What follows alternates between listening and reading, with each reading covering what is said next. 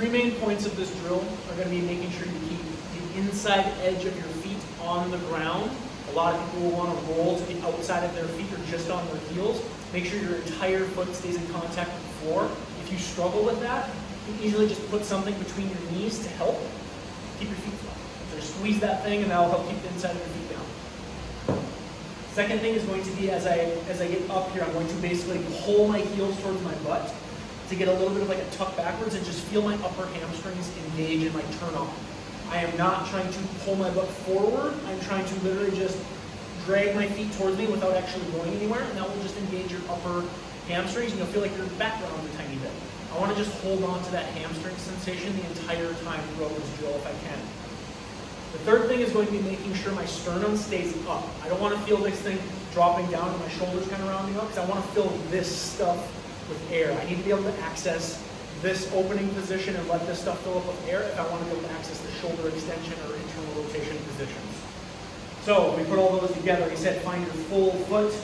Hands will be right by my hips. I want to get my hands as close to right below me as I can. You can then play with the angle of your hands and how far away from them they are to make this easier, but I still want it to be challenging the position.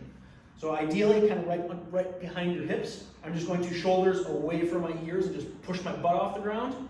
Full foot contact. Tuck my hips by dragging my heels towards me without really moving. I just feel my hamstrings turn on. My goal is to keep that sensation as I keep my sternum up. Easy breath out. Quiet breath in through the nose to fill up your chest with air.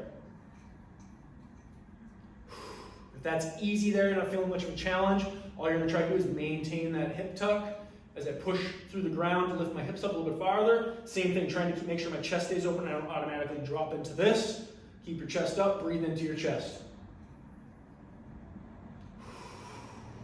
Your goal is to continue lifting up until you reach a point where you're starting to get challenged by that. So right now I feel a lot of glute and hamstring, and it's very hard for me to keep my chest open. You can probably see me shaking a little bit.